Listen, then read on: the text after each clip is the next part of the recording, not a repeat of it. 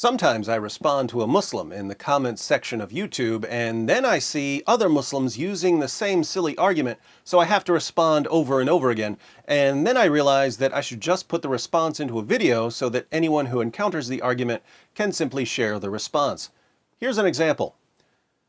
Goldman writes, in the book of Matthew 26:39, Prophet Jesus, peace be upon him, fell on his face and prayed just like the Muslims do in Mecca and Medina 5 times every day.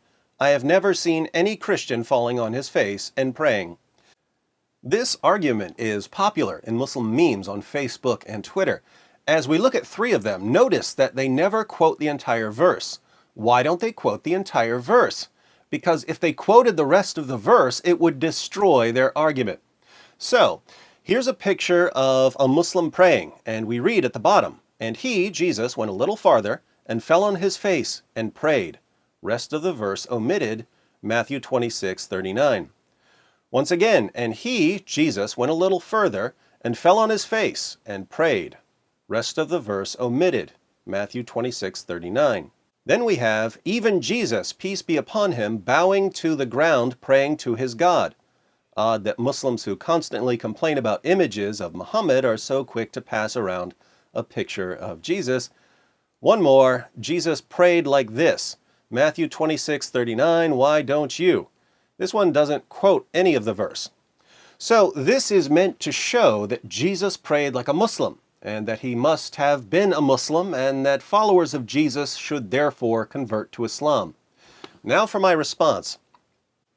Hi, Goldman. You've never seen a Christian praying on his face because Jesus commanded his followers, when you pray, you are not to be like the hypocrites, for they love to stand and pray in the synagogues and on the street corners so that they may be seen by men. Truly I say to you, they have their reward in full. But you, when you pray, go into your inner room, close your door, and pray to your Father who is in secret, and your Father who sees what is done in secret will reward you. Matthew 6:5-6. Notice that this is the same book you just cited to show that Jesus prayed like Muslims. Muslims pray in the open so that you may be seen by men. Jesus condemns your prayers. Jesus also said, in the same book you cited, and when you are praying, do not use meaningless repetition as the Gentiles do, for they suppose that they will be heard for their many words. Matthew 6:7. What do Muslims do when they pray? They recite memorized prayers in a language most of them don't understand. Even more hilarious, the exact verse you cited condemns you. And here's why Muslims never quote the entire verse when they use this argument. Matthew 26:39 reads, and he went a little beyond them and fell on his face and prayed, saying, my Father, if it is possible, let this cup pass from me, yet not as I will, but as you will. Jesus calls God my Father. According to the Quran, 9:30, Jesus is not the Son of God. Indeed, the Quran declares that Allah is a father to no one. See 5:18, 1988-93, and 21:26. So, if we believe the verse you cited, Islam is false.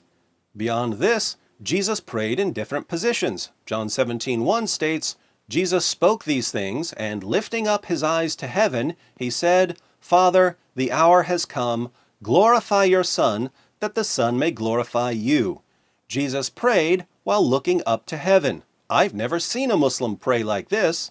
Notice also, once again, that Jesus calls God Father and declares himself to be the Son.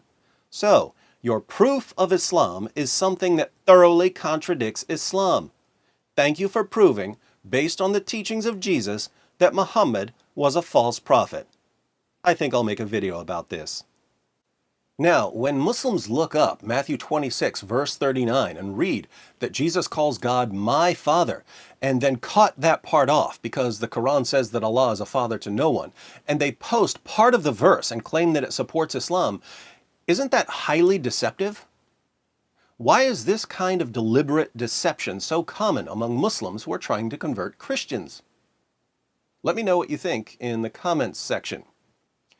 Oh, and by the way, since so many Muslims are using this silly argument, I've posted the text of my response in the description box. So when you see the argument, Feel free to either share this video or cut and paste the response.